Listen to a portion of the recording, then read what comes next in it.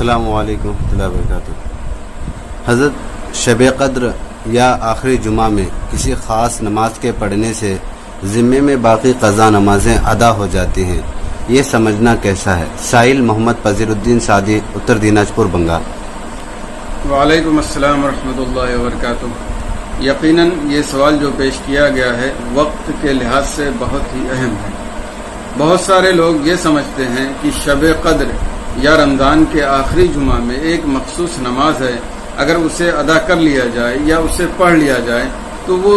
نمازیں جو ذمے میں جتنی بھی ہوتی ہیں سب کے سب ادا ہو جاتی ہیں۔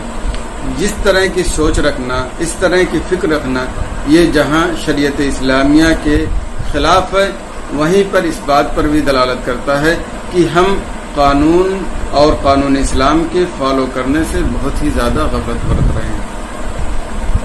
یہ سوچنا کہ آخری رمضان کے جمعہ میں اور اسی طرح شب قدر میں کوئی ایک مخصوص نماز پڑھ لی جائے تو ہمارے ذمہ جتنی نماز ہوتی ہیں وہ ادا ہو جاتی ہیں، یہ غلط ہے، سراسر باطل ہے۔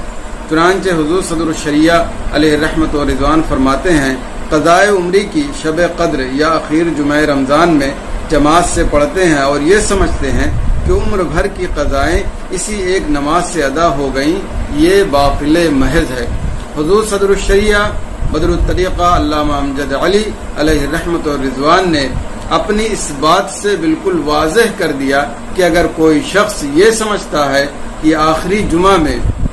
کوئی نماز پڑھ لی جائے، رمضان کے آخری جمعہ میں یا اسی طرح شب قدر میں کوئی نماز پڑھ لی جائے تو ساری نمازیں زندہ سے ادا ہو جاتی ہیں، یہ شریعت کے خلاف ہے اور بالکل باطل محض ہے۔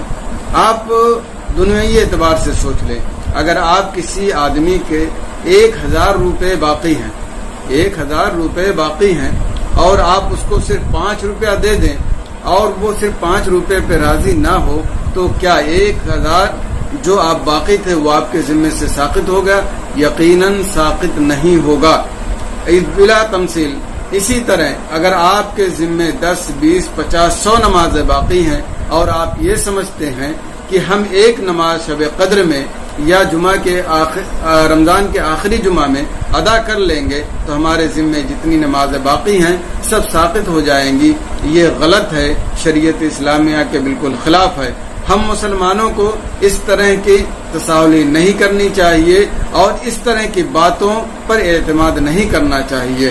اور خاص طور سے پوسٹ ہیں اور ادھر ادھر سے باتیں آتی ہیں اس پر ہم اعتماد کر لیتے ہیں، ایسا نہیں کرنا چاہیے، بلکہ ہم پر لازم ہے کہ قابل قدر علماء سے رجوع کر کے اس بات کی تحقیق کریں، پھر اس پر عمل کریں۔ بہرحال یہ روایت یا اس طرح کے جو بیان آتے ہیں یہ غلط ہیں۔ ہمیں چاہیے کہ ہم ذمہ داری کے ساتھ اپنی نمازیں ادا کریں اور جو قضا نمازیں ہیں اسے تھوڑے تھوڑے کر کے اپنے ذمے سے ختم کر لیں۔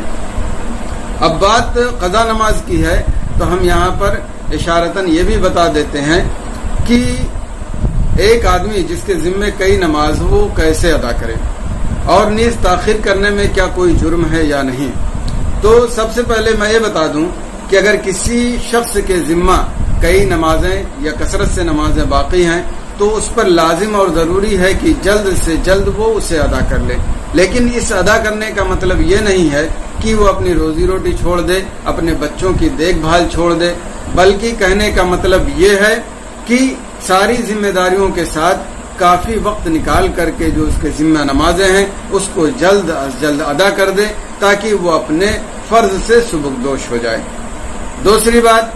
یہاں پر یہ ہے کہ اگر زیادہ سے زیادہ آپ کے ذمہ نماز ہے تو آپ اس کو کیسے ادا کریں۔ ظاہر سی بات ہے اگر بہت زیادہ نمازیں ہیں تو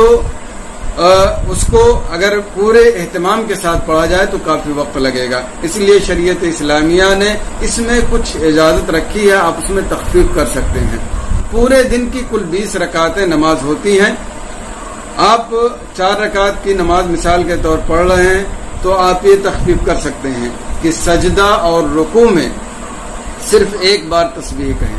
یعنی سبحان ربی العظیم ایک بار کہیں، سبحان ربی الاعلیٰ صرف ایک بار کہیں، لیکن یہاں پر دھیان رہے جب آپ بالکل سجدے یا رکوع میں چلے جائیں تب سبحان کا سین شروع کریں اور جب سجدے سے اٹھیں تو میم پر جب اختتام ہو جائے تب اٹھیں، تاکہ ایک تسبیح کم سے کم ہو جائے، کیونکہ اگر اس سے کم ہوا تو آپ کی نماز ہوگی ہی نہیں۔ اور دوسری تخفیف یہ ہو سکتی ہے کہ آپ 4 رکعت میں 2 رکعت تو پہلے ہے، پھر 2 رکعت جو بعد کی نماز ہے اس میں آپ الحمد شریف عام طور سے پڑھتے ہیں۔ تخفیف کی صورت میں آپ الحمد کی جگہ پہ سبحان ربی الاعلی یا اس طرح کی تسبیح 3 مرتبہ پڑھ لیں تو آپ کے لیے یہی کافی ہو جائے گا۔ اسی طرح ایک تخفیف اور یہ بھی ہے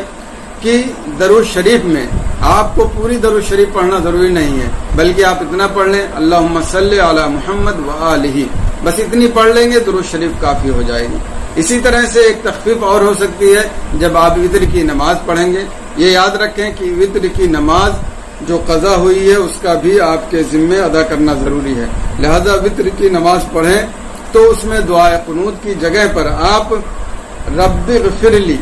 1 مرتبہ یا 3 مرتبہ پڑھ لیں تو دعائے قنوت کی جگہ یہ کافی ہو جائے گا۔ تو اس طرح سے جو ہمارے ذمہ نمازیں ہیں ہمیں چاہیے کہ جلد از جلد اگر ممکن ہو تو پورے اہتمام کے ساتھ، نہیں تو جو ہم نے تخفیف ذکر کی ہے اس کے اعتبار سے آپ اپنی نمازیں ادا کر کے اپنے ذمہ سے اپنے فرض سے سبکدوش ہو جائیں۔ تو یہ اس طرح سے جتنی بھی نمازیں آپ کے ذمہ قضا ہیں آپ پر اس کو پڑھنا لازم ہے، اور یہ سمجھنا کہ شب قدر میں یا رمضان کے آخری جمعہ میں کوئی 4 رکعت یا 2 رکعت نماز پڑھ لیں گے تو ہمارے ذمے سے ساری نمازیں ساقط ہو جائیں گی، وہ ساری قضائیں ادا ہو جائیں گی، یہ غلط ہے